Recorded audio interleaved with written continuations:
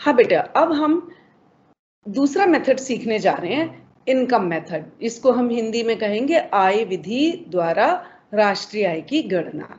अब जब भी इनकम मेथड का क्वेश्चन आएगा तो हमें करना क्या है, पहले हमें एनडीबीएफसी निकालना है। जैसे हमने प्रोडक्शन मेथड में जीडीपी एमपी फाइंड आउट किया था, यहाँ पे इनकम मेथड में आपको कुछ भी निकालने को कह दे, कोई भी एग्रीगेट निकालने को कह दे, पहला काम है एनडीपीएफसी फाइंड आउट करना। NDPFC net domestic product at factor cost, यानी कारक लागत पर शुद्ध घरेलू उत्पाद। अब ये किसके लिए एग्रीगेट है, जैसा मैंने बताया ये एग्रीगेट्स हैं। C O E, compensation of employees, operating surplus और mixed income of self employed. अब यहाँ पे ये फैक्टर्स हम एक एक करके पढ़ते हैं कि ये क्या क्या चीजें हैं। कंपनसेशन ऑफ एम्प्लॉयज का मतलब होता है जब भी कोई व्यक्ति, क्योंकि इनकम मेथड है, तो अगर हम लोग किसी प्रोड्यूसर के अंडर काम कर रहे हैं, किसी प्रोडक्शन यूनिट में हम काम कर रहे हैं, तो जो हमारा एम्प्लॉयर है, जो हमें नियोजक है, जिसको हम हिंदी में नियोजक भी कहेंगे, नियोजक मतलब एम्प्लॉयर, जिसने हमें एम्प्लॉय किया है, वो हमारे लिए हमें क्या देगा, वेजेस देगा, सैलरी देगा। तो कंपनसेशन ऑफ एम्प्लॉयज का मतलब है एक तरह की सैलरी। हमारे काम करने के बदले हमें जो भी सैलरी मिल रही है, जो भी वेजेस मिल रहे हैं, that is compensation of employees. अब ये वेजेस कैसे मिल सकते हैं, या तो हमें पैसे के रूप में मिल सकते हैं, या हमें काइंड के रूप में भी मिल सकते हैं। यानी रुपए नहीं मिलेगा, रुपए के साथ साथ जैसे हमें फ्री मकान मिल गया, रेंट फ्री, कंपनी में हमें बिना बिना किराए के मकान दे दिया, तो उसका जो किराया है वो एक तरह से हमें काइंड में दिया जा रहा है। फिर हमें ऑफिस आने जाने के लिए गाड़ी प्रोवाइड कर दी जाए, यूनिफॉर्म प्रोवाइड कर दी जाए काइंड के रूप में, ऑफिस में लंच प्रोवाइड कर दिया जाए। अब उसके हमें पैसे नहीं मिल रहे हैं, गाड़ी आने जाने के लिए मिल रही है, खाना ऑफिस से मिल रहा है, पहनने के लिए कपड़े मिल रहे हैं, ये सारी चीजें मिला करके होता है compensation. It can be in the form of money, it can be in the form of kind, and it one more component of CO is contribution in social security। यानी जब हम किसी के पास किसी भी फैक्ट्री में या किसी भी कंपनी में या किसी भी सरकारी नौकरी में जब हम काम करते हैं, तो जो हमारा मालिक है, जो हमारा नियोजक है, वो हमें वेतन भी देता है पैसे के रूप में, काइंड के रूप में भी देता है, और हमारी सामाजिक सुरक्षा के लिए, हमारी कोई इमरजेंसी ना हो उसमें वो हमारी मदद करने के लिए हमें थोड़ा सा कंट्रीब्यूट करता है सोशल सिक्योरिटी में। इसको हम हिंदी में कहते हैं सामाजिक सुरक्षा में मालिक का योगदान। जैसे जीपीएफ में कंट्रीब्यूशन गवर्नमेंट देती है, कई लोगों के पापा अगर पेरेंट्स काम कर रहे हैं तो उन्हें सीपीएफ कंट्रीब्यूटरी प्रोविडेंट फंड मिलता है, सीपीएफ मिलता है, तो जितना वो खुद कटवाते हैं उतना ही गवर्नमेंट भी उनके लिए काटती है, और जब वो रिटायर होते हैं तो वो पैसा उन्हें दे दिया जाता है। तो सीओई जो है, इसमें देखो तीन चीजें हैं, 1 2 3, तो सीओई के कंपोनेंट्स भी 3 हैं, ऐसे आप याद रखिए। सीओई 3 है तो इसके कंपोनेंट्स भी 3 है। पहला कंपोनेंट है जो मनी के रूप में मिलता है, वेजेस। दूसरा कंपोनेंट है जो कि हमें काइंड के रूप में मिलता है, और तीसरा कंट्रीब्यूशन है मालिक द्वारा सामाजिक सुरक्षा में योगदान।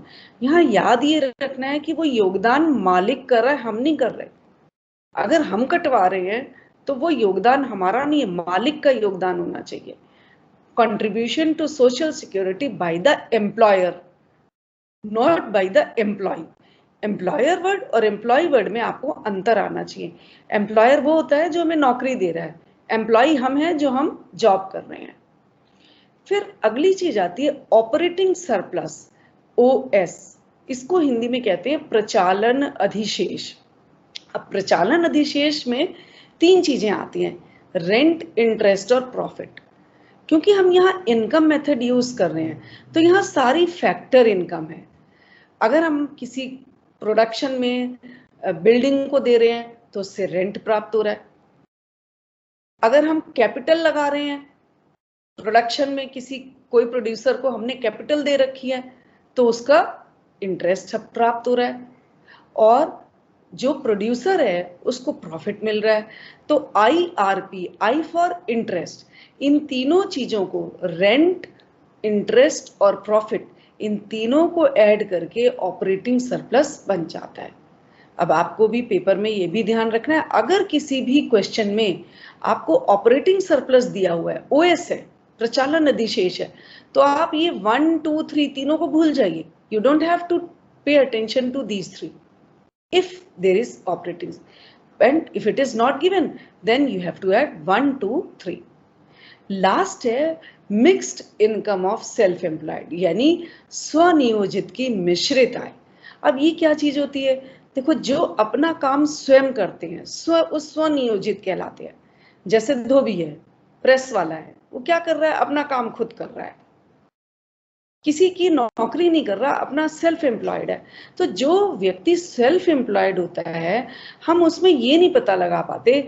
मान लीजिए उसने दिन भर में 100 रुपए किसी ने प्रेस किए और दिन भर में 100 रुपए कमाए उसके, तो ये जो उसकी इनकम है, इसमें 100 रुपए में हम ये कैसे बताएं कि उसका कितना प्रॉफिट है, कितनी उसने अपने आप को वेतन लिया, कितना उसको रेंट लिया? We can not find out individually. तो MISC का मतलब है कि जो स्वनियोजित लोग होते हैं उनकी आय को आप वेतन, रेंट, इंटरेस्ट और प्रॉफिट, यानी वेतन में, किराए में, ब्याज में और लाभ में अलग अलग बांट नहीं सकते हैं। इसलिए हम उन सारे कंपोनेंट को MISC कह देते हैं। जैसे डॉक्टर होते हैं, अपने क्लिनिक में बैठे हैं, सेल्फ एम्प्लॉयड हैं, they are not doing any job, उनका अपना क्लिनिक है। अब उसमें जो भी उन्होंने कमाया है, उसमें ये पता लगाना कि कितना उनका किराया है, कितनी उनकी अपनी सैलरी है, कितना उनको रेंट मिल रहा है, वो सब अलग अलग फाइंड आउट करना मुश्किल है, इसलिए हम उसको MISC ले लेते हैं। तो आप यहाँ एक फ्लो चार्ट देखिए, ये NDPFC लिया है, net domestic product factor cost. It consist of 1, 2, 3 things, जो कि मैंने पहले भी समझाया, compensation of employees, operating surplus और mixed income of self employed. ये जो ऑपरेटिंग सरप्लस है, इसके 3 पार्ट्स है, रेंट और रॉयल्टी। अब रेंट और रॉयल्टी में क्या फर्क है? रेंट होता है जैसे मकान का किराया, दुकान का किराया। रॉयल्टी क्या होता है कि अगर हमारे पास कोई ऐसी चीज है जिसको कि हम सरकार को या किसी को दे दें और उस पर हमें समय समय पे कुछ पैसे मिलते रहें, रॉयल्टी कहलाती है। जैसे आपकी बुक्स हैं, आप जो डिफरेंट पब्लिशर्स के बुक्स लेते हैं, तो पब्लिशर जो है, लेखक ने तो एक बार राइटर ने किताब लिख दी, अब उस किताब को पब्लिशर बार बार हर साल छाप रहा है, तो पब्लिशर जो है उसको तो लगातार फायदा हो रहा है, हर साल उसकी किताब बिक रही है। लेकिन जो लेखक है, जो राइटर है किताब का, उसने तो एक ही बार लिखी है, तो इसका मतलब उसका उस पर कोई हक नहीं बनना चाहिए, एक बार लिख करके उसको दोबारा पैसे नहीं मिलने चाहिए, तो उसको रॉयल्टी मिलती है। उसने अपनी लिखी हुई पुस्तक को दूसरे को छापने के लिए परमिशन दे रखी है, तो पब्लिशर उसको रॉयल्टी देगा, क्योंकि हक किसका है? जिसकी बुक है, हक उसका है, उसने लिखी है, उसने मेहनत की है, हर साल उसको रॉयल्टी मिलेगी, पब्लिशर देगा। जितनी बुक्स वो पब्लिश करेगा, जितनी उसकी सेल होगी, उसके अकॉर्डिंग वो उसको रॉयल्टी देगा। अगला है इंटरेस्ट। इंटरेस्ट मतलब ब्याज। तो अगर हमने कोई पूंजी लगा रखी है, क्योंकि हम इनकम मेथड पढ़ रहे हैं, तो जो हम पूंजी लगाते हैं तो उसका ब्याज मिलता है, और जो भी उत्पादक है, जो एंटरप्रेन्योर है, उसको प्रॉफिट भी मिलता है। तो इन तीनों चीजों को ऐड करके OS प्राप्त होता है। यहां पे मैं थोड़े से कंपोनेंट्स डिस्कस कर रही हूँ COE के। 3 कंपोनेंट्स है जो मैं आपको ऑलरेडी एक्सप्लेन कर चुकी हूँ। Wages and salaries in cash, जो कि हमें कैश पैसे मिल जाते हैं, जिसमें इसमें और क्या क्या आ जाता है? बोनस आ जाता है, दिवाली का बोनस मिलता है। DA, डियरनेस अलाउंस, महंगाई भत्ता, जो अभी आपको पता होगा सरकार ने सीज कर दिया 2021 तक, जुलाई 2021 तक कोई महंगाई भत्ता नहीं दिया जाएगा कोविड में, ये आपने तब सुना होगा। और कोई कमीशन है, ये सारी चीजें कैसे कैश में मिलती हैं। तो जो हमने फैक्टर, हमने श्रम लगाया है, लेबर किया है, उस लेबर के बदले हमें वेजेस मिलेंगे। दूसरा है wages in kind. Wages in kind ये हमें वस्तुओं के रूप में, ये नॉन मॉनेटरी बेनिफिट है, यानी इसके पैसे नहीं होते हैं, पैसे के रूप में नहीं मिलता। कैसे? जो हमारा मालिक है वो हमें देगा रेंट फ्री होम, ऐसा मकान जहां पे हमें कोई किराया नहीं देना, हमें रहने को घर मिल गया। बड़ी बड़ी कंपनियां अपने लोगों को वो रेंट देती है। फिर है फ्री कार, आने जाने के लिए कार दे दी, फ्री प्रोवाइड कर दी। फ्री मेडिकल फैसिलिटी, यानी ऐसी मेडिकल फैसिलिटी अगर कोई बीमार पड़ जाए तो उसको इलाज के लिए हॉस्पिटल में दे। तो ये नॉन मैनिटरी बेनिफिट है, ये भी एम्प्लॉयर ने हमें, ये हमारी इनकम है, ये भी इनकम है, इनकम ये भी है, तो इसलिए ये इनकम मेथड है। पहले प्रोड्यूसर ने प्रोड्यूस किया, जब उसने प्रोडक्शन किया तो हमने उनको फैक्टर सर्विसेज प्रोवाइड की। वो प्रोड्यूस कब करेगा? जब हम उसे श्रम देंगे, जब हम उसे श्रम देंगे तो उसके बदले हमें वेतन मिलेगा। इसलिए जितना प्रोडक्शन होगा उसी के अकॉर्डिंगली इनकम बनेगी in form of factor income. Third है एम्प्लॉयर्स। ये देखिए एम्प्लॉयर यानी जो नियोजक है, जो मालिक है, contribution to social security scheme, that is contribution to PF gratuity। जो सरकारी नौकरी करते हैं उनको प्रोविडेंट फंड मिलता है, कटवाते हैं हम अपना, थोड़ा थोड़ा प्रोविडेंट फंड कटवाते हैं, हर महीने अपनी तनख्वाह में से कटवाते हैं। सरकार फ्री में नहीं दे देती है कि रिटायर हो गए लो provident fund, we give contribution, और इसमें इंटरेस्ट मिलता है, जो हम कटवाते हैं उस पर इंटरेस्ट मिलता है, और सोशल सिक्योरिटी मिलती है, और ग्रेच्युटी मिलती है। जितने साल आपने जॉब किया उसके अकॉर्डिंग, नंबर ऑफ ईयर्स के अकॉर्डिंग मिलता है। ये एम्प्लॉयर्स कंट्रीब्यूशन है, मालिक या नियोजक का है। अगर एम्प्लॉय वर्ड आ जाए, डबल ई आ जाए, तो इसको हम इंक्लूड नहीं करेंगे। और यहाँ पे भी बच्चों को ब्लफ किया जाता है, उनकी नॉलेज टेस्ट की जाती है। तो आपको बहुत पेशेंटली देखना है कि ये वर्ड एम्प्लॉयर यूज किया है कि एम्प्लॉय यूज किया है, मालिक दिया है, नियोजक दिया है, या जो नौकरी कर रहा है वो लिख रहा है। रेंट क्या है? Rent is receive from building. अब जो हमने यहाँ पे प्रॉफिट के बारे में पढ़ा था, देखो मैंने आपको कितनी चीजें बता दी हैं। मैंने सीओई डिस्कस कर दिया, ऑपरेटिंग सरप्लस आपको डिस्कस कर दिया यहाँ पे, ये तीनों, और आरआईपी और एमआईएससी भी बता दिया। कुछ नहीं है, मिक्स्ड इनकम है, जो कि ये किसी भी फॉर्म में होती है, हम उसको आइडेंटिफाई नहीं कर सकते, ठीक है। फिर मैंने आपको सीओई के सारे कंपोनेंट बता दिए। अब हम आते हैं प्रॉफिट। ये प्रॉफिट क्या चीज है? लाभ। कोई भी व्यक्ति, जो भी एंटरप्रेन्योर है, जो उद्यम करता है, उद्यम करने से उसे लाभ प्राप्त होता है। और कोई भी कंपनी को जब ये लाभ प्राप्त होता है तो वो इस लाभ को, इस प्रोडक्शन यूनिट प्रोडक्शन कर दिया, उसको जो लाभ हुआ उस लाभ के वो 3 हिस्से कर देती है आय के रूप में। क्या? एक तो वो सरकार को दे देती है टैक्स के रूप में, कॉर्पोरेट टैक्स या प्रॉफिट टैक्स। ध्यान रखिएगा कि ये डायरेक्ट टैक्स है और ये इसी में से दिया गया है, इसके बदले कोई डायरेक्ट टैक्सेस से कोई प्रोडक्शन नहीं होता। इसलिए जब भी हम नेशनल इनकम निकालते हैं तो वो फैक्टर कॉस्ट पे होती है, ना तो उसमें डायरेक्ट टैक्स आता है और ना ही इनडायरेक्ट टैक्स आता है। किसी भी टाइप के टैक्स को नेशनल इनकम या डोमेस्टिक इनकम में शामिल नहीं किया जाता, ये अपने बिल्कुल दिमाग में बिठा दीजिए। Any type of tax, whether it is direct और इनडायरेक्ट, प्रत्यक्ष हो या अप्रत्यक्ष करो, किसी भी कर को हम एनएनपीएफसी और एनडीपीएफसी में फाइन निकालते नहीं है, एक्सक्लूड कर देते हैं, क्योंकि टैक्स जो है हमने अपनी कमाई से दिया, कोई प्रोडक्शन नहीं किया। तो direct taxes paid by the firm to the government, ये सरकार को देना पड़ता है, टैक्सेस देने पड़ते हैं। तो वो इस लाभ को 3 जगह बांट देती है। थोड़ा सा वो सरकार को टैक्स दे देती है, कॉर्पोरेट टैक्स, और फिर एक होता है लाभांश, डिविडेंड। जो शेयर होल्डर हैं, जो उस कंपनी के को चलाने में मदद कर रहे हैं, उसका शेयर रखते हैं, उनको इस प्रॉफिट का थोड़ा सा हिस्सा डिविडेंड के रूप में दे दिया जाता है। और थर्ड जो है, कोई भी फर्म है अपने आगे प्रोग्रेस करने के लिए, कंपनी को आगे बढ़ाने के लिए, डेवलपमेंट के लिए कुछ पैसा अपने पास रखती है। कभी कोई अनटूवर्ड इंसिडेंट हो जाए, कभी आग लग जाए, कोई अर्थक्वेक आ जाए, तो उसको वो कहाँ से कवर करेगी, इसलिए उसे इस प्रॉफिट में से कुछ पैसा अपने पास रखना पड़ता है, और इसी का नाम है रिटेन्ड अर्निंग्स। रिटेन मतलब हमने उसको दी, अपने पास रखी है। इसी का दूसरा नाम है यूपी, अनडिस्ट्रीब्यूटेड प्रॉफिट, अवितरित लाभ। और तीसरा एक ये भी है सेविंग्स ऑफ प्राइवेट सेक्टर। ये मैंने ऑब्लिक इसलिए लगाए हैं क्योंकि ये तीनों सेम मीनिंग रखते हैं। अब आपको ये फिर याद रखना है, जहां भी मैं इस तरह के चार्ट दिखाती हूँ, कि प्रॉफिट के ये 3 पार्ट्स हैं। अगर आपको इसको निगम कर कहते हैं, कॉर्पोरेट टैक्स को निगम लाभ कर भी कहते हैं, कई बार प्रॉफिट टैक्स को लाभ कर भी कह देते हैं।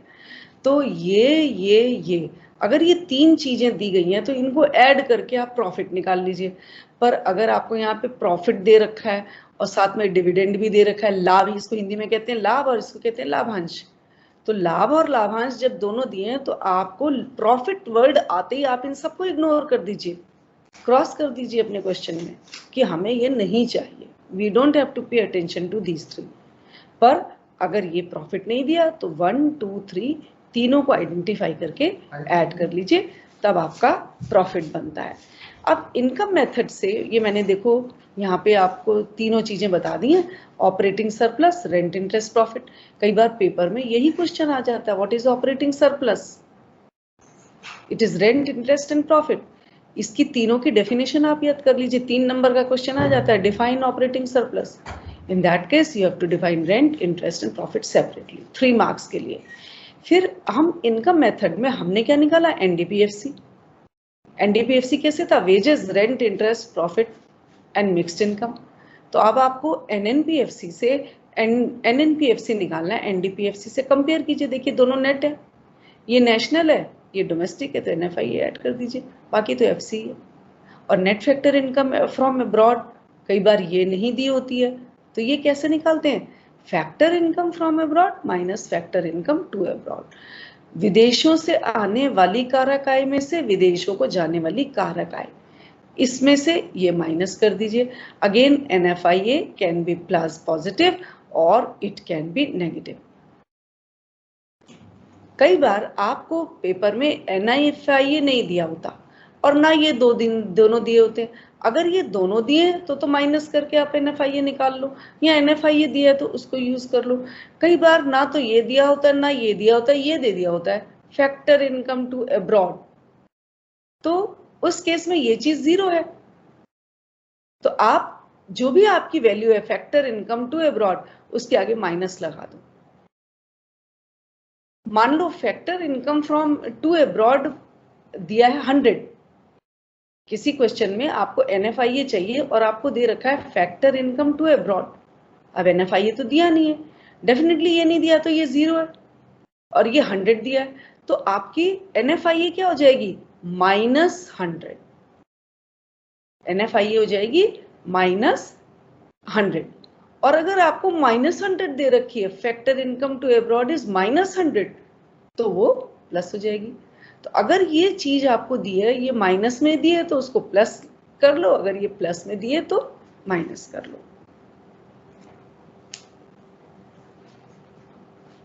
तो बेटा ये मैंने आज आपको 2 मेथड सिखा दिए, एक प्रोडक्शन मेथड और एक इनकम मेथड। इन दोनों के फॉर्मूले आप सीख लीजिए, और फिर जब हम सम्स करेंगे तो नेशनल इनकम का ऐसा कोई भी क्वेश्चन नहीं है जो आप नहीं कर सकते। बस ध्यान क्या रखना है कि आपको स्प्लिट करना है इन क्वेश्चंस को। प्रोडक्शन मेथड में जीडीपी एमपी निकालो और इनकम मेथड में एनडीपीएफसी निकालो। बेटे कोई डाउट्स हो तो आप लोग मुझे कॉल करके पूछ सकते हैं, और इन फॉर्मूलेस को, इस पीपीटी को अपनी कॉपी में लिख लीजिएगा। हालांकि आप बहुत सारी इस तरह की चीजें लिख चुके हैं, पर बार बार लिखने से थोड़ी और प्रैक्टिस हो जाती है। ओके बेटा, we'll be doing last method, expenditure method, in the next class.